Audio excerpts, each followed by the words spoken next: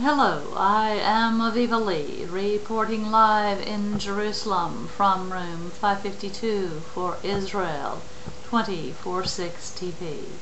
Today is the 15th of May 2008. Welcome to this report concerning the remarks of Prime Minister Olmert to the President of the United States of America. The listening world is certainly very well aware that the President of the United States arrived in Israel this week to honor and acknowledge the establishment of the sovereign state of Israel 60 years ago.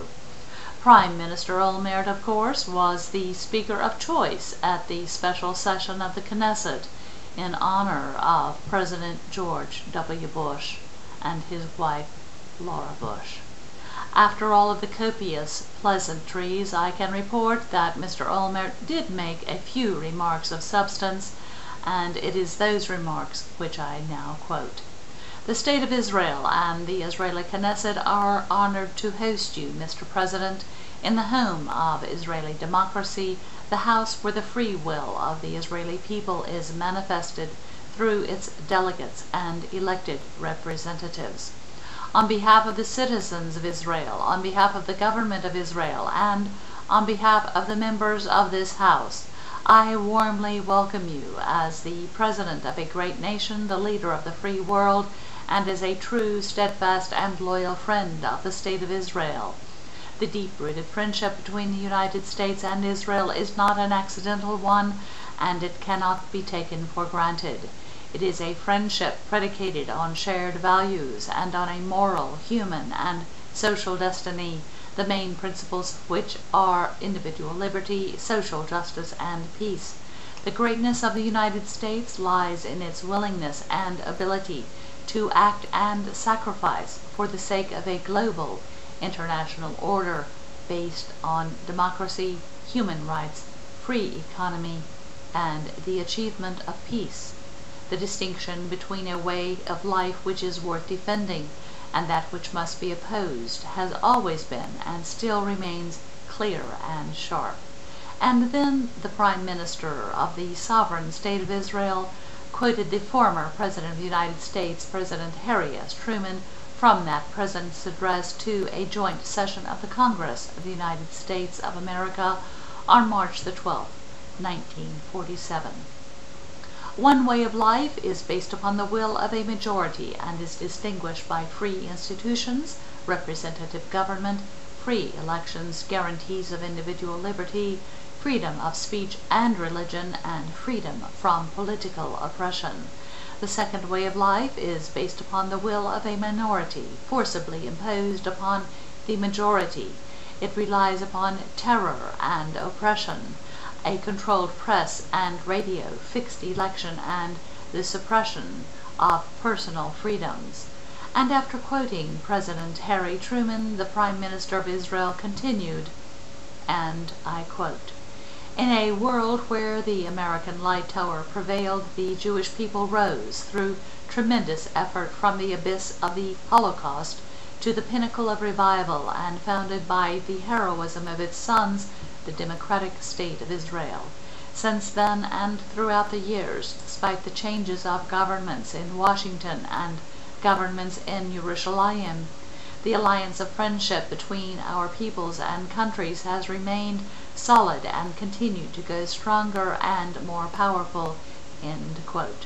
And in closing, Mr. Olmert's speech continued for several minutes. After all, who can cover a 60-year relationship quickly?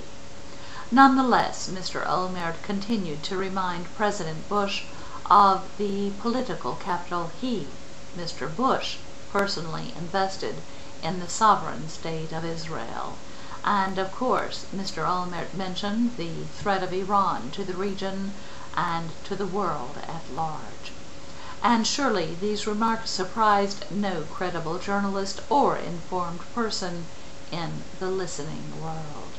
However, the following comments of Prime Minister Ehud Olmert may in fact go down in history as comments of a momentous occasion and of significant import, because the Prime Minister of the sovereign state of Israel closed his welcoming address to Mr. and Mrs. George W. Bush by quoting the prophet Isaiah, saying, "Prophet Isaiah, son of Amoz, whose voice and universal vision of peace and justice were heard here in the eternal capital in Jerusalem 2,700 years ago, called in his prophecy for the opening of the gates of the city for the entry of a righteous nation.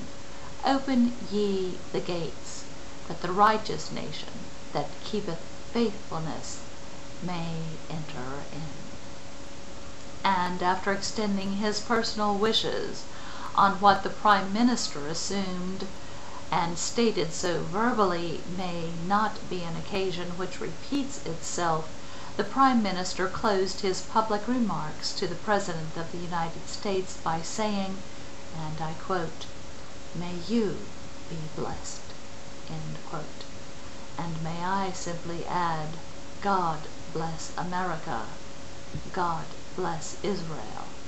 And let's hope that if they are still of the same persuasion, may all of those Israelis who accosted America's present First Lady on May the 22nd, 2005, when she visited the hotel, stay at home until the President of the United States of America and his First Lady depart this little patch of earth which Mr. and Mrs. Bush both cherish, even though they are Gentiles and even though they are Americans. I am Aviva reporting live in Jerusalem from room 552 for Israel 24/6 TV. Please check back for my remarks concerning the spin on the editorials of the presidency of George W. Bush and his action in the Middle East. Thank you and shalom. Good night.